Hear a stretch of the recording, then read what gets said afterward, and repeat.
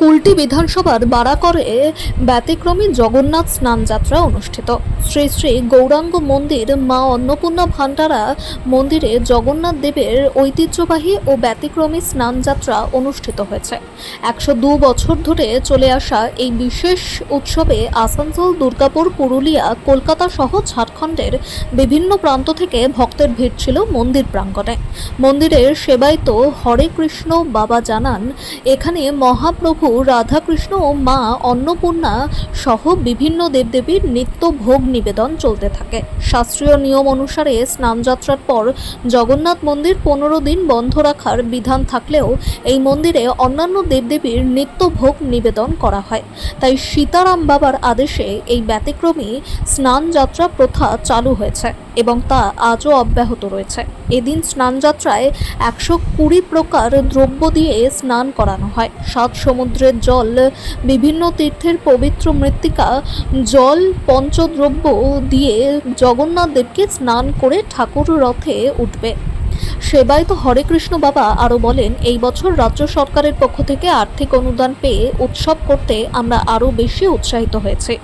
ভক্তদের ভালোবাসা ও সরকারি সহযোগিতায় এই উৎসব আরও সুন্দরভাবে পালিত হচ্ছে। ভক্তরা জানান, এই ব্যতিক্রমী স্নানযাত্রা দেখতে এবং জগন্নাথ দেবের দর্শন পেতে দূর দূরান্ত থেকে মানুষ আসেন। মন্দির চত্বর সারাদিনই ভক্তদের পদভারে মুখরিত ছিল।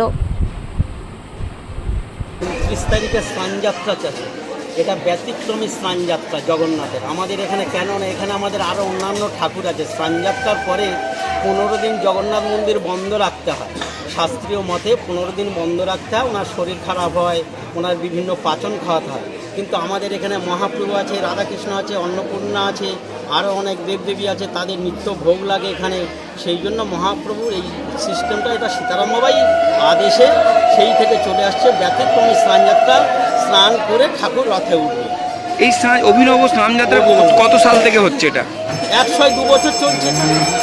102 বছর। তো এখানে কোথা থেকে মানুষেরা আসে? এখানে বিভিন্ন দূর থেকে বাইরে এদের আসানসোল, দুর্গাপুর, কলকাতা থেকে এসেছে, 24 পরগনা থেকে এসেছে, ধানবাদ থেকে এসেছে, পুরুলিয়া থেকে এসেছে, গোবাগ থেকে এসেছে, পারবেরিয়া থেকে এসেছে, কাছাকাছি দূরে থেকে বহু দূর। কত লোকের সমাগম হয় সেটা আপনারা দেখে নিন, সেটা দেখতে পাচ্ছেন তো কেমন ভিড়।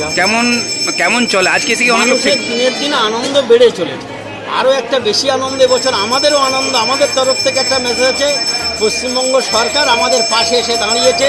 যে উৎসবটা করতে আমরা আরও উৎসাহ পেয়েছি। যে এত বছর ধরে যে আমরা একটা ইয়ের মধ্যে ছিলাম, এবছর আমরা আরও বেশি উৎসাহ পেয়েছি। পশ্চিমবঙ্গ সরকার আমাদের পাশে এসে সনাতন ধর্ম যাতে আরও প্রকাশ ঘটে, তার জন্য সমস্ত সাধু সন্তদের মাঠে নামিয়ে দিয়েছে যে তোমরা মন খুলে ঠাকুরকে সেবা করো, আর ভয়ের কিছু নয়। আমরা ভয় মুক্ত হয়ে ইসলাম। এটা কাদের উদ্যোগে হয়? এটাই মন্দির সংস্থা। কোন মন্দির? ভান্ডারা সীতারাম বাবার প্রতিষ্ঠিত গৌরাঙ্গ মন্দিরের ভক্তদের নিয়েই এই অনুষ্ঠানটা। আপনার নাম? আমার নাম হরে কৃষ্ণ বাবা, এই মন্দিরের সেবায়। আজকে স্নানযাত্রায় কি ব্যবহার করলেন? 120 রকম দ্রব্য আছে। রাজার দরবার থেকে, বেশ্যার দরজা থেকে, 7 সমুদ্র থেকে শুরু করে আর যত তীর্থ আছে আর যত তীর্থের মৃত্তিকা আছে, সব দ্রব্য দিয়ে। ছাড়া পঞ্চদ্রব্য যে স্নান আছে, ঘি, মধু, এটা তো সচরাচর হয়ে থাকে।